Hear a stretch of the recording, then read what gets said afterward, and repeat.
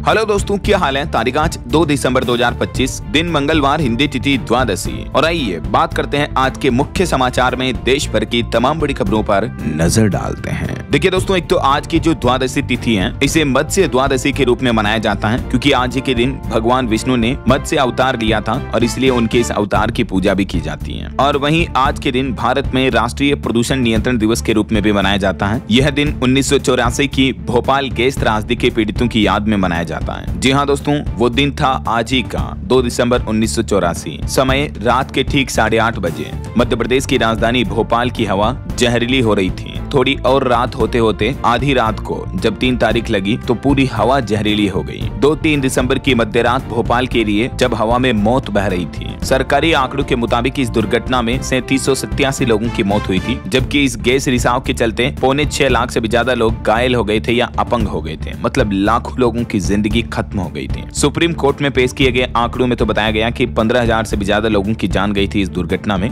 वैसे इस हादसे के पीछे मुख्य आरोपी वोरेन एंडरसन बताया गया, जो कि इस कंपनी का सीईओ था। ठीक आज से 41 साल पहले आज ही के दिन भोपाल में मिथाइल आइसोसाइनेट लीक हुई थी, जब चारों तरफ लाशें बिछ गई थी। भोपाल की पूरी हवा जहरीली हो गई थी। कई लोग नींद में ही चल बसे तो कोई हाँफते हाँफते मर गया और आज भी इन लोगों को इंसाफ नहीं मिल पाया है। और वहीं आज ही के दिन मेडिकल साइंस में भी एक बड़ी उपलब्धि हासिल हुई। दुनिया का पहला आर्टिफिशियल हार्ट ट्रांसप्लांट भी किया गया और आज के दिन वर्ल्ड कंप्यूटर लिटरेसी डे के रूप में भी मनाया जाता है। चलिए आज के कुछ कार्यक्रम भी देख लेते हैं। राजस्थान के मुख्यमंत्री भजनलाल शर्मा आज 2 दिसंबर को दिल्ली जाएंगे। आधिकारिक कार्यक्रम तो जारी नहीं हुआ है, लेकिन कैबिनेट फेरबदल की अटकलें तेज हो रही है। वहीं भारतीय किसान यूनियन भी बड़े प्रदर्शन की घोषणा की है। आज 2 दिसंबर को कलेक्टोरेट घेरने की तैयारी की जा रही है और कांग्रेस ने भी इसको समर्थन दिया है। छत्तीसगढ़ के बस्तर संभाग में किसानों की आर्थिक स्थिति का संकट और फसलों की लागत बढ़ती और बाजारों में उचित मूल्य नहीं मिल रहा, इस वजह से किसानों ने आज 2 दिसंबर को ये विरोध प्रदर्शन करने का फैसला किया है। वहीं उत्तर प्रदेश के मुख्यमंत्री योगी आदित्यनाथ की भी आज 2 दिसंबर को कैबिनेट बैठक होगी। इसमें 20 अहम प्रस्तावों पर मुहर लग सकती है। चलिए दोस्तों, अगला अपडेट देखिए आज की कुछ लॉन्चिंग। मारुति कंपनी अपनी electric car e Vitara launch करने जा रही आज 2 दिसंबर को और ये मारुति की पहली इलेक्ट्रिक कार होगी। कंपनी ने दावा किया कि फुल चार्ज में 500 किलोमीटर चलेगी, ऑल व्हील ड्राइव ऑप्शन मिलेगा और लेवल 2 जैसे एडवांस सेफ्टी फीचर्स भी मिलेंगे। इसमें 2 बैटरी पैक वाले ऑप्शन आएंगे और कंपनी आज इसे लॉन्च करने जा रही है। और मोबाइल फोन लॉन्चिंग पर भी खबर है दोस्तों। आज 2 दिसंबर को Vivo X300 और Pro दोनों स्मार्टफोन भी लॉन्च होंगे। हालांकि इनकी अनुमानित कीमत काफी ज्यादा हो सकती है। वैसे इस महीने दिसंबर में भी 10,000 से लेकर 1 लाख रुपए तक के स्मार्टफोन आएंगे। तो कब कब की इनकी लॉन्चिंग होगी मैं आपको बताता रहूंगा अपडेट। चलिए फिलहाल देखिए अगली खबर। SIR मुद्दे को लेकर भी आज 2 दिसंबर को सुप्रीम कोर्ट में सुनवाई होगी। केरल, तमिलनाडु और बंगाल इन राज्यों ने जो SIR प्रक्रिया पर रोक लगाने की याचिका लगा रखी है, तो इन राजनीतिक दलों की याचिका पर सुप्रीम कोर्ट ने सुनवाई की तारीख तय की है। कुछ की सुनवाई आज होगी, तमिलनाडु की 4 तारीख को और पश्चिम बंगाल की 9 तारीख को सुनवाई होगी। वहीं ग्रेटर नोएडा में 1 और 2 दिसंबर को SIR के लिए 500 स्पेशल कैंप भी लगाए जा रहे हैं, जहां वोटर लिस्ट की हर समस्या का समाधान होगा। और वैसे अभी एक दिन पहले तो आपको पता होगा, चुनाव आयोग ने SIR की डेडलाइन भी 7 दिन बढ़ा दी है। तो 12 राज्यों में अब ये वोटर्स का वेरिफिकेशन 11 दिसंबर तक चलेगा ना। चलिए आगे बढ़ते खबरों में देखिए आप अगला अपडेट। सरकार ने सुविधा बढ़ाने के लिए बड़ा कदम उठाया है। पेंशनर्स को अब मिलेंगे सभी अपडेट सीधे मोबाइल और ईमेल पर भी।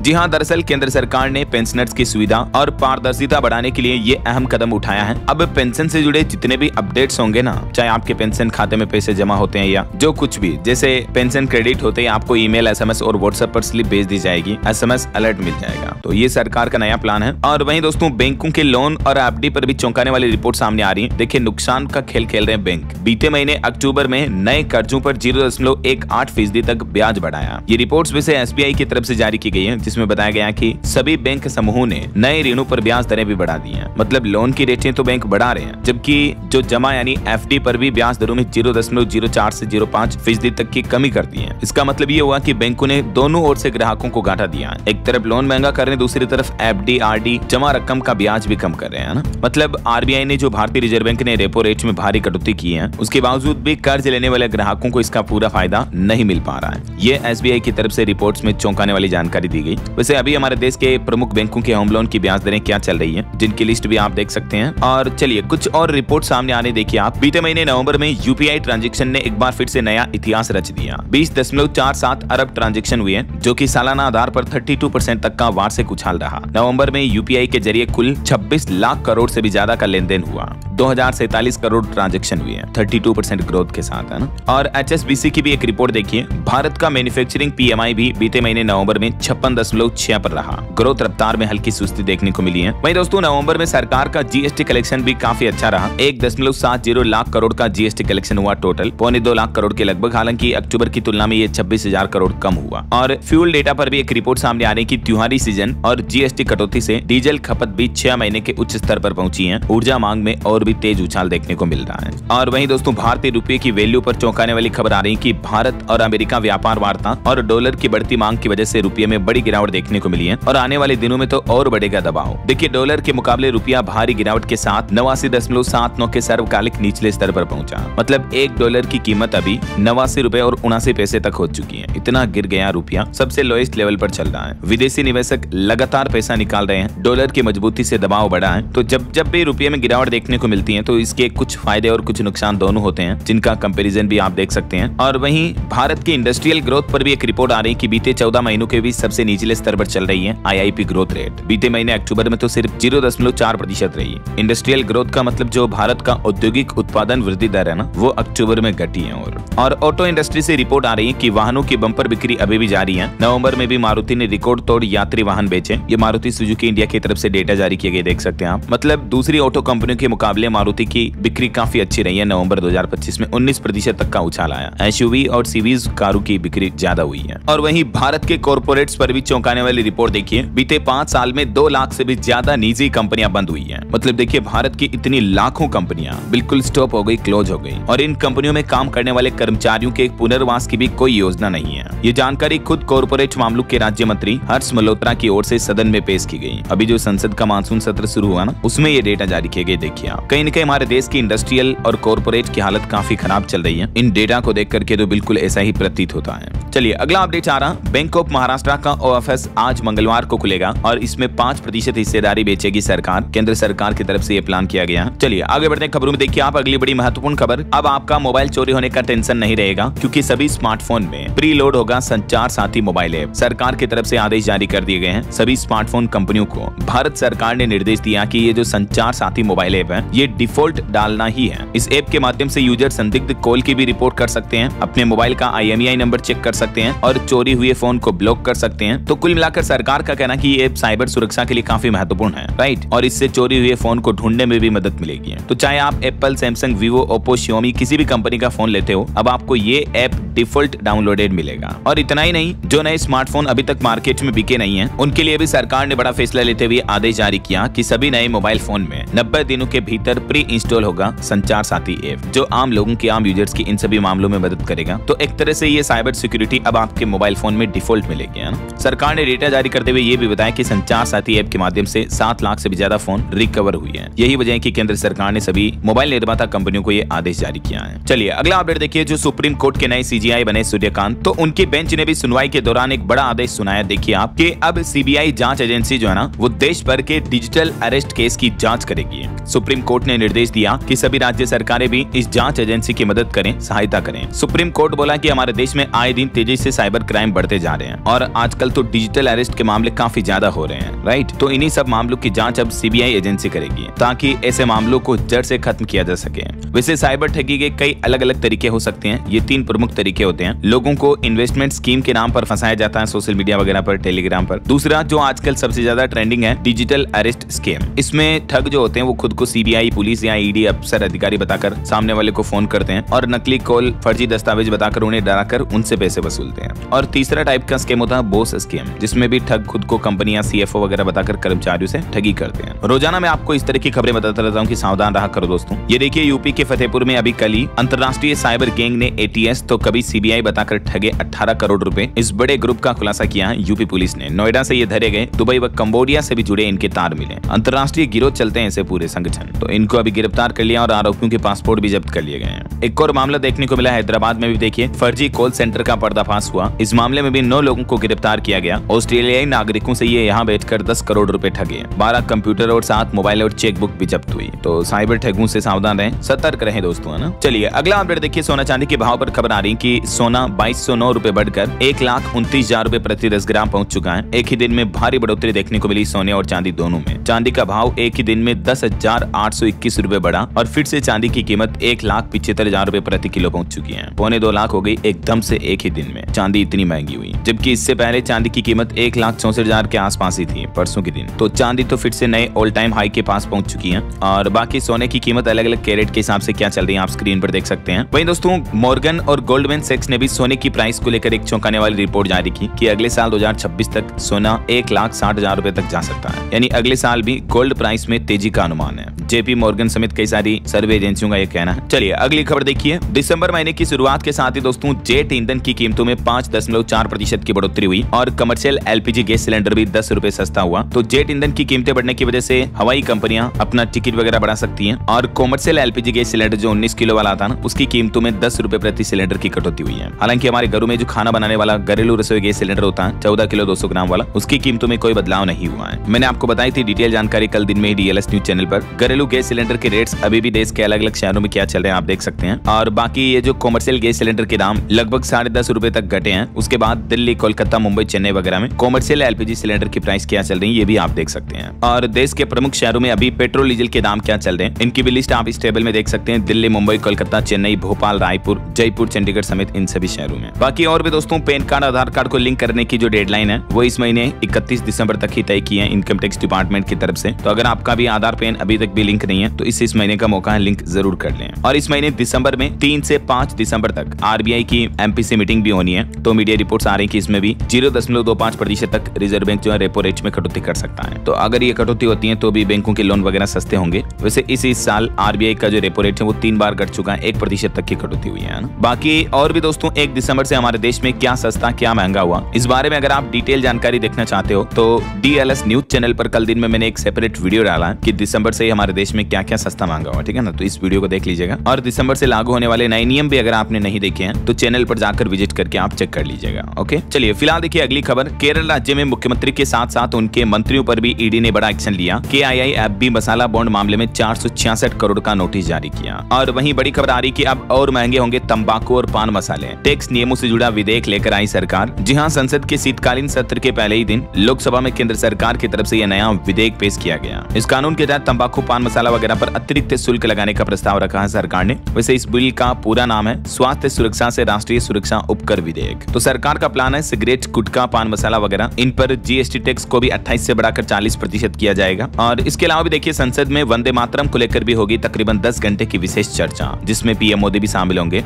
लोकसभा में ये चर्चा करने के लिए सरकार प्लान कर रही है। और केंद्र सरकार ने विपक्ष को ये भी कहा कि हम SIR मुद्दे पर भी बहस करने के लिए तैयार हैं, लेकिन समय सीमा न थोपे। संसद के मानसून सत्र के पहले दिन पीएम मोदी ने अपने संबोधन में कहा कि सदन में ड्रामा नहीं बल्कि डिलीवरी देनी चाहिए। विपक्ष चुनावी हार को पचा नहीं पा रहा है। तो कांग्रेस से प्रियंका गांधी भी बोली कि मुद्दे उठाना कोई ड्रामा नहीं है। तो कुल मिलाकर संसद के इस शीतकालीन सत्र में विपक्ष SIR और राष्ट्रीय सुरक्षा पर भी चर्चा की मांग की है। तो हालांकि पक्ष का भी कहना है कि हम इस मुद्दों पर चर्चा करने के लिए तैयार हैं। एक और कंट्रोवर्सी देखने को मिली। देखिए संसद परिसर में कुत्ता लेकर पहुंची कांग्रेस सांसद रेणुका चौधरी और बोली कि ये काटता नहीं है बल्कि काटने वाले तो संसद में है। तो भाजपा ने भी इस कमेंट पर आपत्ति जताई। हालांकि उनका डॉग जो है वो परिसर में उनकी कार में ही बैठा रहा। चलिए अगला अपडेट आ रहा कि भारत ने ADB यानी एशियाई डेवलपमेंट बैंक से $800 मिलियन का लोन साइन किया है। भारत सरकार ने हाल ही में ADB के साथ ये समझौता किया और यह रकम देश के अलग अलग राज्यों में डेवलपमेंट प्रोजेक्ट्स को पूरा करने के लिए इस्तेमाल की जाएगी। और वहीं बड़ी खबर आ रही कि विजय माल्या और नीरव मोदी जैसे देश के साथ फ्रॉड करके भागने वाले भगोड़ों पर भी बैंकों का 58,000 करोड़ रुपया अभी भी बाकी है। सरकार की तरफ से ये रिपोर्ट जारी की गई। और वहीं खबर आ रही हरमनप्रीत कौर बनी पंजाब नेशनल बैंक PNB के नई ब्रांड एम्बेसडर भी। जो भारतीय महिला क्रिकेट टीम की कप्तान है उनको PNB ने ब्रांड एम्बेसडर बनाया। वहीं 8th पे कमीशन को लेकर भी सरकार ने क्लियरिफिकेशन जारी किया कि मौजूदा DA को मूल वेतन से मिलाने का फिलहाल कोई प्लान नहीं है। 8वें वेतन आयोग को लेकर सरकार ने ये अहम जानकारी क्लियर कर दी है कर्मचारियों से। वहीं शादियों को लेकर भी एक रिपोर्ट सामने आ रही कि शादियों में खर्च का तरीका बदल रहा है। अब लोग बाग दिखावे से ज्यादा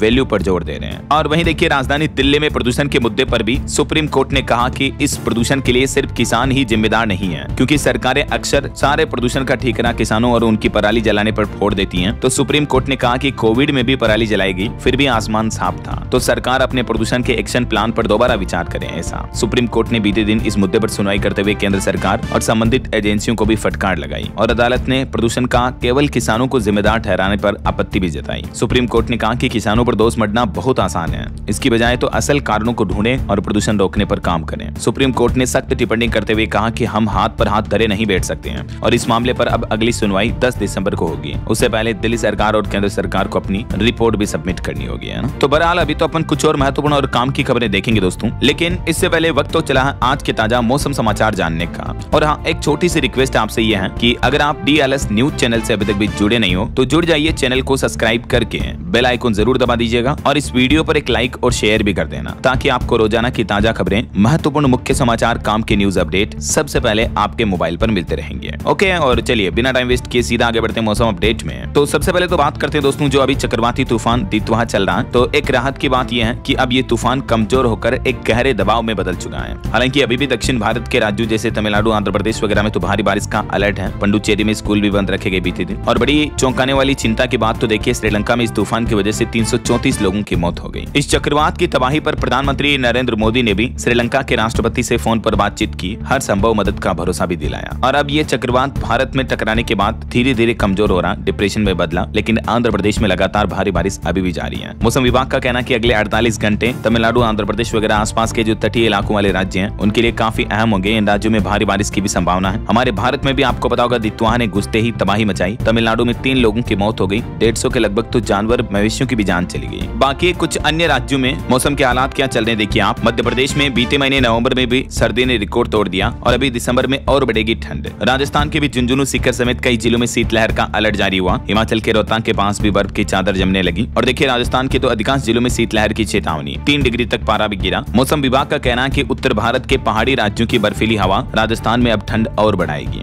इधर मध्य प्रदेश में देखिए, नवंबर में ही 84 सालों का रिकॉर्ड टूट गया ठंड का, और दिसंबर महीना और ठंडा रहेगा। MP में 5 डिग्री से नीचे रहेगा टेम्परेचर। पहाड़ी राज्यों की बात करें तो उत्तराखंड में 5 और 6 दिसंबर को भी भारी बारिश का अलर्ट है। पहाड़ी इलाकों में पाला भी गिरा, कुछ जगहों पर धुंध भी छाई हुई है। हिमाचल की भी स्थितियां देखिए दोस्तों, इस बार नॉर्मल से 95% कम बरसे बादल। 4-5 तारीख को हिमाचल में भी बारिश और बर्फबारी की चेतावनी है। और बिहार में भी देखिए, मौसम विभाग का कहना है कि चक्रवाती तूफान दितवा का असर दिखेगा, बादल छाए रहेंगे। हालांकि बारिश की तो उतनी चेतावनी नहीं है, लेकिन गोपालगंज, बेतिया समेत 7 जिलों में घना कोहरा भी छाया हुआ है। इधर पंजाब के भी 8 जिलों में कोल्ड वेव का अलर्ट जारी हुआ। न्यूनतम तापमान 0.4 डिग्री नीचे आया। फरीदकोट सबसे ठंडा इलाका रहा। और उत्तर प्रदेश में भी पारा 8 डिग्री तक पहुंचा। बलिया सबसे ठंडा इलाका चल रहा। पश्चिमी विक्षोभ की वजह से तापमान 3 डिग्री तक बढ़ा है। बाकी दोस्तों, एक चौंकाने वाली रिपोर्ट ये सामने आ रही है कि देश में सूखे की मार देखने को मिली है। 10 सालों में बीता महीना नवंबर सबसे सूखा रहा। पूर्वोत्तर मानसून जो है वो पूरी तरह से कमजोर रहा। इस वजह से देश में जो नवंबर में जितनी बारिश होती है ना, उतनी हो नहीं पाई इस बार। देश की राजधानी दिल्ली में भी 5 वर्षों में सबसे ठंडा महीना रहा नवंबर, और दिसंबर की शुरुआत भी सर्द हवाओं के साथ ही हो रही है। और भी अगले 24 घंटों के दौरान देश भर में मौसम की संभावित गतिविधियां क्या रह सकती हैं, देख सकते हैं आप। ज्यादातर दक्षिण भारत के राज्यों में बारिश वगैरह की संभावना रहेगी, है ना।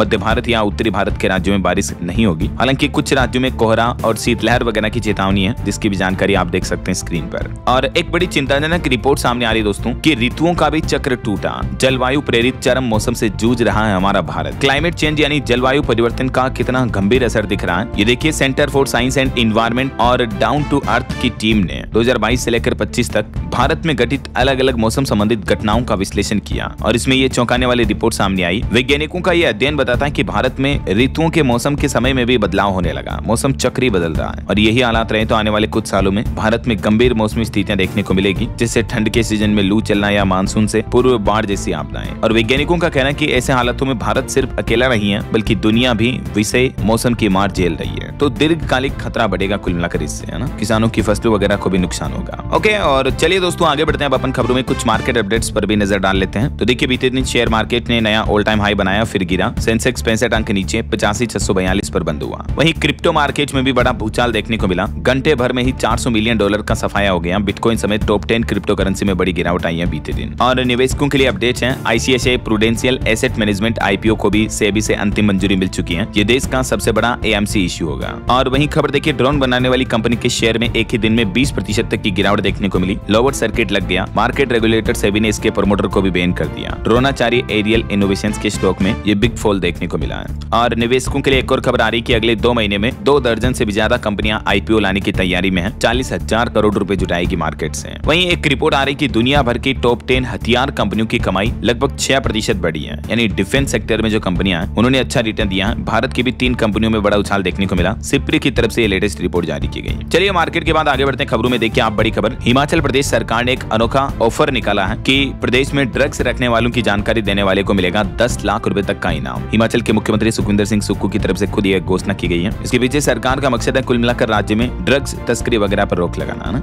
और रेल यात्रियों के लिए अच्छी खबर आ रही है, टिकट बुकिंग के बाद अब रेलवे ने एक और नियम बदल दिया है। 1 जनवरी से रेलवे के स्लीपर कोच में भी आपको एसी बोगी वाली सर्विस मिलेगी। हाल ही में आपको पता होगा रेलवे ने तत्काल टिकट के नियमों में ओटीपी वाला नियम लागू किया था, और अब इसके बाद रेलवे ने ट्रेनों में मिलने वाले चादर, तकिया, कंबल को लेकर भी नया नियम जारी कर दिया है। रेलवे का कहना है कि जैसे एसी कोच वाले यात्रियों को ये सुविधा मिलती है ना, वैसे ही अब स्लीपर कोच के यात्रियों को भी ये चादर, तकिया वगैरह की फैसिलिटी दी जाएगी, वो भी साफ सुथरे सैनिटाइज्ड। तो 1 जनवरी 2026 से ही रेल यात्रियों को ये नई सुविधा का लाभ मिलेगा। चलिए अगला अपडेट देखिए, भारत यूके संयुक्त सैन्य अभ्यास अजय वॉरियर 2025 का राजस्थान के महाजन फील्ड फायरिंग रेंज में समापन हुआ। और वहीं देखिए दोस्तों, दुनिया के दिग्गज उद्योगपति इलोन मस्क का कहना है कि अगले 20 सालों में लोग नौकरी नहीं करेंगे। इलोन मस्क ने दावा किया कि एआई यानी आर्टिफिशियल इंटेलिजेंस से होंगे इंसानों के सारे काम। अभी हाल ही में उन्होंने जीरोधा के फाउंडर निखिल कामत के साथ एक इंटरव्यू किया और इसी इंटरव्यू पॉडकास्ट में उन्होंने कई चौंकाने वाली बात कही है। उन्होंने कहा कि 20 सालों बाद काम करना लोगों की जरूरत नहीं होगा, बल्कि हॉबी की तरह होगा। 10-20 साल में एआई और रोबोटिक्स इतने डेवलप हो जाएंगे कि इंसानों के लिए काम करना जरूरी नहीं रह जाएगा, बल्कि काम उनके लिए हॉबी बन जाएगा। अगर इंटरेस्ट है, रुचि है तो कर रहे हैं, बाकी कोई कंपलसरी नहीं होगा। ऐसा देखते हैं, ये तो वक्त ही बताएगा। फिलहाल देखिए अगली खबर, मकान मालिक अब आपके कमरे में नहीं आ पाएगा। दरअसल किराएदार और मकान मालिक रेंट एग्रीमेंट से संबंधित सरकार ने 7 बड़े अधिकार नए नियम जारी किए हैं 2025 संशोधित एक्ट के तहत। और इन नियमों में कुछ प्रावधान होंगे, जैसे किराएनामा का डिजिटल स्टाम्प लगाना कंपलसरी होगा, रेंट एग्रीमेंट जो होता है उसका। 2 महीने से ज्यादा का किराया नहीं ले पाएगा मकान मालिक एडवांस में। तीसरा, 12 महीने बाद ही किराया बढ़ाया जा सकेगा, बीच में किराया नहीं बढ़ाया जा सकेगा। चौथा, बिना कोई गलती किए रेंट एग्रीमेंट खत्म होने तक घर खाली करने के लिए मजबूर नहीं कर सकेंगे मकान मालिक। पांचवा, बिना इजाजत के किराएदार के कमरे में भी नहीं घुस सकेगा मकान मालिक। छठा, किराएदारों का पुलिस वेरिफिकेशन भी जरूरी होगा, ये रिकॉर्ड बनाकर रखना होगा। सातवां, कुछ गड़बड़ होने पर मकान मालिक को 30 दिनों में मरम्मत भी करवानी होगी, जैसे पानी टपक रहा मकान से वगैरह वगैरह, तो है ना। तो जरा किराया देने वाला भी ध्यान दे, ये जो नए नियम लागू हुए इसमें सरकार ने टीडीएस और एग्रीमेंट से संबंधित नियमों में भी कुछ बदलाव किया है, जिनकी भी डिटेल्स जानकारी आप देख सकते हैं स्क्रीन पर, है ना। चलिए अगली खबर आ रही, भारतीय state bank SBI fraud account मामले में अनिल अंबानी सुप्रीम कोर्ट पहुंचे। बॉम्बे हाई कोर्ट के आदेश के खिलाफ अपील की। 2929 करोड़ की हेराफेरी का आरोप है इन पर। वहीं देखिए बड़ी खबर, सरकार ने खुद ये माना कि देश भर के एयरपोर्ट्स पर साइबर अटैक हुए हैं, जिससे हमारे देश के विमानों को गलत सिग्नल मिले हैं। आपको पता होगा पिछले महीने दिल्ली में 800 फ्लाइट लेट हुई थी, दिल्ली एयरपोर्ट के पूरे सिस्टम में बग आ गई थी। तो उस मुद्दे पर अब केंद्र सरकार का कहना कि ये साइबर अटैक ही था। और मध्य प्रदेश के सीहोर में वीआईटी यूनिवर्सिटी को भी सरकार ने नोटिस दिया, 7 दिन में मांगा जवाब। सरकार ने कार्रवाई की भी चेतावनी दी। जांच रिपोर्ट्स में कई गंभीर अनियमितताएं मिली हैं। आपको पता होगा इस यूनिवर्सिटी में कई स्टूडेंट्स लगातार हिंसक और तोड़फोड़ वाला विरोध प्रदर्शन कर रहे हैं। इस मुद्दे को लेकर मध्य प्रदेश सरकार ने नोटिस भी जारी किया। वहीं बीते दिन मध्य प्रदेश में 5000 से भी ज्यादा किसानों ने हाईवे जाम किया,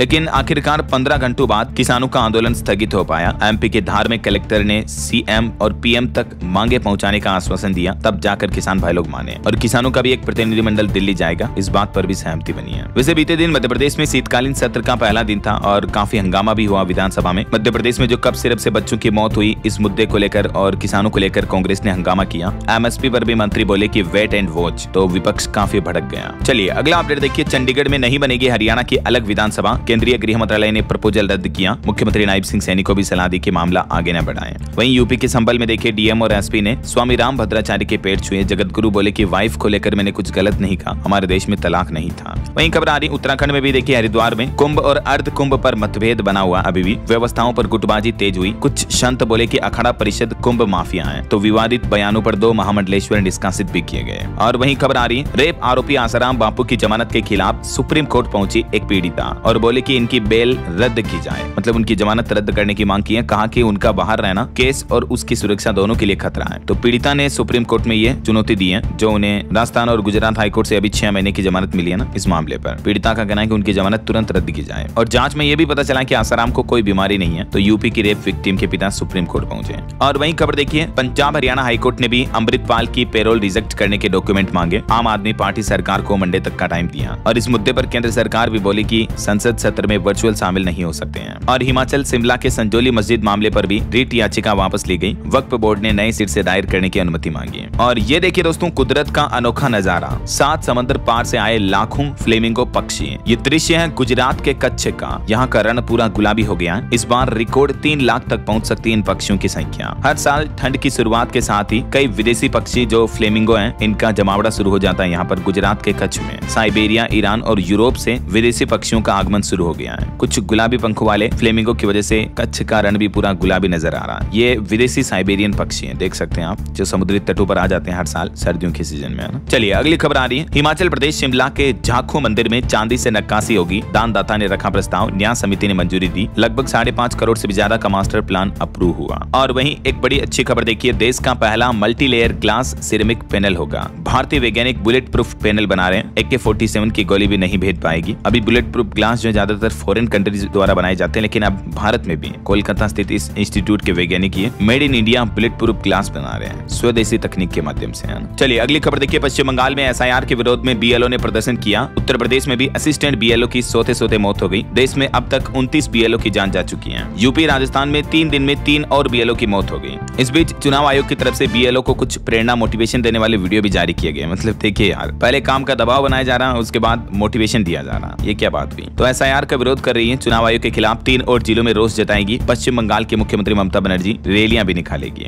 SIR को लेकर यूपी में अपडेट आना, 110 बूथों पर मतगणना फॉर्मों का 70% डिजिटाइजेशन पूरा हो चुका है। और वहीं खबर आ रही कि महाराष्ट्र चुनाव में गड़बड़ी पर SEC सख्त हुआ। 2 तारीख वाला चुनाव 20 तारीख को होगा। महाराष्ट्र के 20 जिलों में नगर निकाय का चुनाव टाल दिया गया है। 2 दिसंबर को आज मतदान होना था, तो अब 20 दिसंबर को होगा यहाँ। और पॉलिटिक्स से एक और खबर आ रही, देखिए आप, कि लोकतांत्रिक प्रक्रिया को कमजोर कर रही है केंद्र सरकार। 5 साल से चुनाव नहीं कराने पर दिल्ली हाईकोर्ट ने भी केंद्र की नरेंद्र मोदी सरकार को फटकार लगाई। छावनी बोर्डों के चुनाव में देरी कर रही केंद्र सरकार, तो इसी मुद्दे को लेकर दिल्ली हाईकोर्ट ने सरकार को फटकारा है। और कुछ इंटरनेशनल न्यूज अपडेट देखिए दोस्तों, कि अब देश छोड़ दो, ट्रंप ने मादुरो को कॉल पर ये अल्टीमेटम दिया, तो इससे US और वेनेजुएला के बीच भी तनाव काफी बढ़ गया। वहीं इजराइल ने सुरंग में फंसे 40 हमास लड़ाकों को मार गिराया। पिछले 9 महीनों से फंसे थे ये, इजराइल बाहर नहीं निकलने दे रहा था। और तुर्की के बाद अब सऊदी अरब में भी तालिबान और पाकिस्तान का समझौता फेल हुआ। TTP विवाद का कोई रास्ता नहीं निकल सका। 1.5 महीने में तीसरी बैठक हुई और नाकाम रही। इधर पाकिस्तान में मुनीर को सेना का सुप्रीम बनाने से बच रहे हैं शहबाज। CDF बनाने से पहले पाकिस्तानी PM बिना बताए लंदन भी निकले।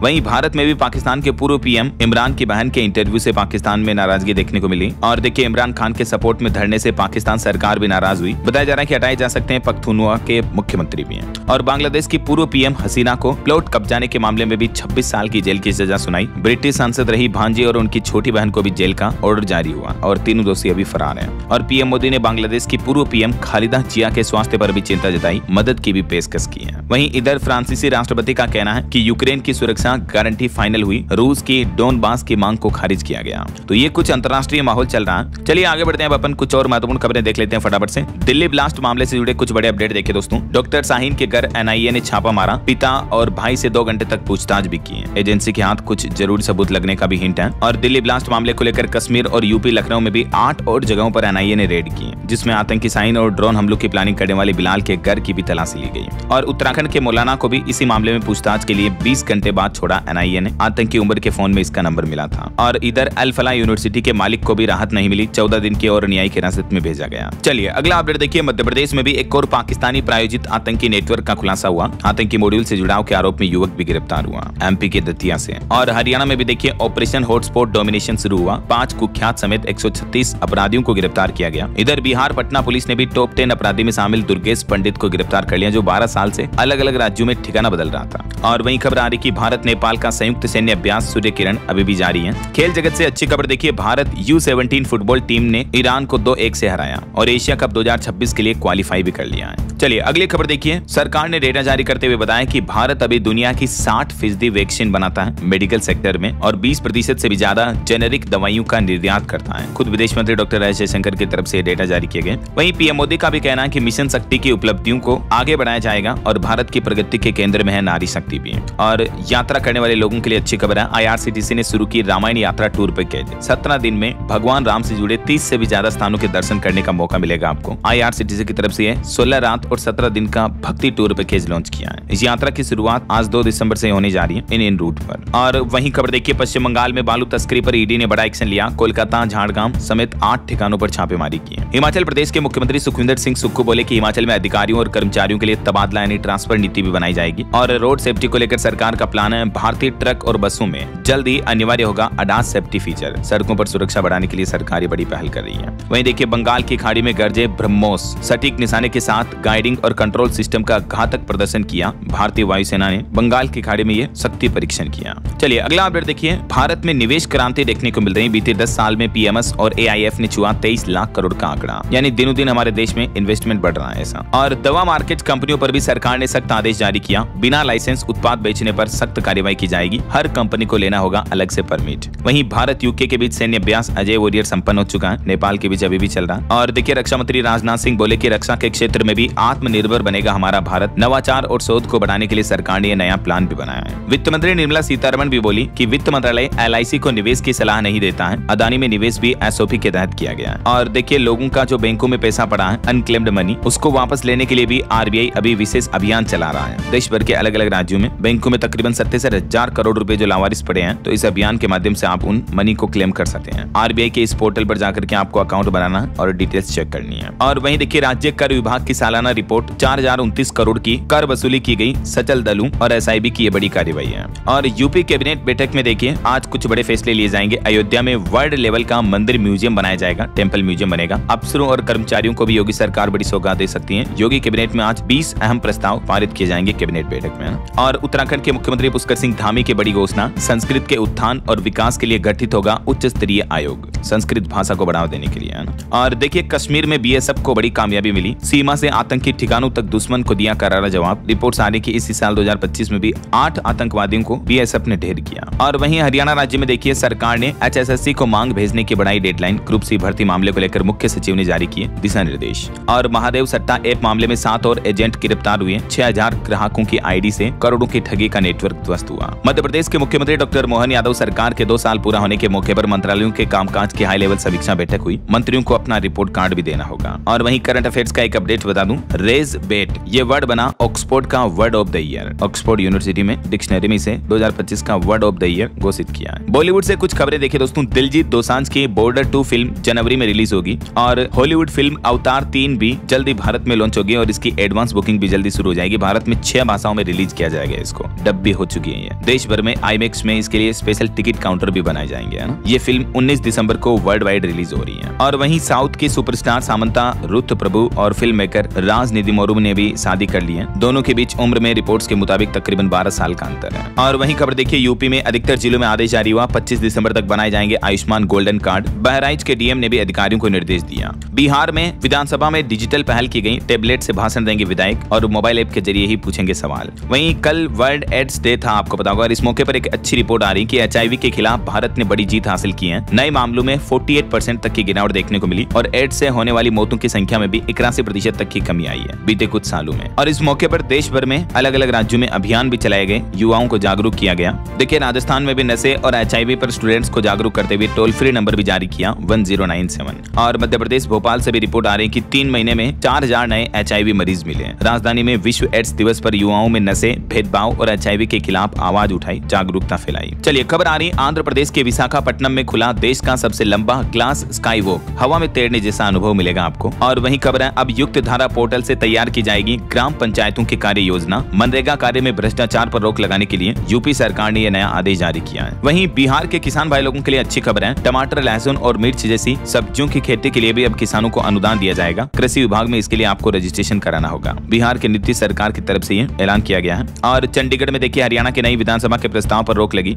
जमीन पर सहमति न बनने पर केंद्र सरकार ने यह निर्णय लिया। नोएडा में आज से खुलेगा जंगल ट्रेल पार्क। दिन भर कर सकेंगे सैर सपाटा। 120 रुपए का टिकट होगा। वहीं देखिए प्राइवेट सेक्टर के कर्मचारियों को भी बड़ी राहत दी। सरकार की परमिशन के बिना छटनी नहीं कर सकेगी अब कंपनियां। जो हाल ही में सरकार ने नए लेबर लॉ जारी किया ना, तो उसमें ये कुछ प्रावधान भी रखे गए हैं ऐसा। वहीं खबर आ रही दिल्ली में डेटा ड्रिवन पुलिसिंग की ओर बड़ा कदम। क्राइम ब्रांच ने 350 से ज्यादा अधिकारियों को दिया हाईटेक प्रशिक्षण। और एक अच्छी खबर है दिल्ली वासियों के लिए, अब उनका डेटा लीक नहीं होगा। दिल्ली वालों को मिलने जा रहा सुरक्षा कवच। रेखा गुप्ता सरकार लॉन्च करेगी आधार वोल्ट। और झारखंड में रिपोर्ट आ रही कि 60% तक महंगी हो सकती है बिजली। JBVNL ने सरकार को अपना प्रपोजल भी सौंपा। वहीं देखिए दिल्ली एयरपोर्ट बना भारत का पहला वाटर पॉजिटिव हवाई अड्डा। वाटर इनोवेशन समिट 2025 में डायल को मिला सम्मान। और असम राइफल्स को भारतीय सेना के सम्मान सैलरी मिलेगी या नहीं, इस मुद्दे पर वेतन पेंशन वगैरह को लेकर भी केंद्र सरकार को 3 महीने के अंदर अंदर निर्णय लेना है फाइनल। दिल्ली हाईकोर्ट की तरफ से यह निर्देश जारी किया गया। यूपी के कुछ और अपडेट देखिए। उत्तर प्रदेश में विकसित यूपी 2047 लक्ष्य की प्राप्ति के लिए स्वास्थ्य के क्षेत्र में 1 लाख करोड़ रुपए खर्च किए जाएंगे, ब्रिजेश पाठक का ये कहना है। और वहीं यूपी की योगी सरकार ने पुराने वाहनों के लिए भी कुछ नए नियम जारी किए हैं। ऑर्डर के बाद अब ढीली करनी होगी जेब। टैक्स वगैरह कुछ ज्यादा देना पड़ेगा, देख सकते हैं आप। और वहीं यूपी हेल्थ रैंकिंग डैशबोर्ड में वाराणसी तीसरे स्थान पर रहा। और सीएम योगी ने एक और निर्देश जारी किया, क्रय केंद्र पर आने वाले हर अन्नदाता यानी हर किसान का धान खरीदें एमएसपी पर। खरीद केंद्रों को यह निर्देश जारी किया। चलिए कुछ और स्टेट न्यूज अपडेट देख लेते हैं फटाफट से।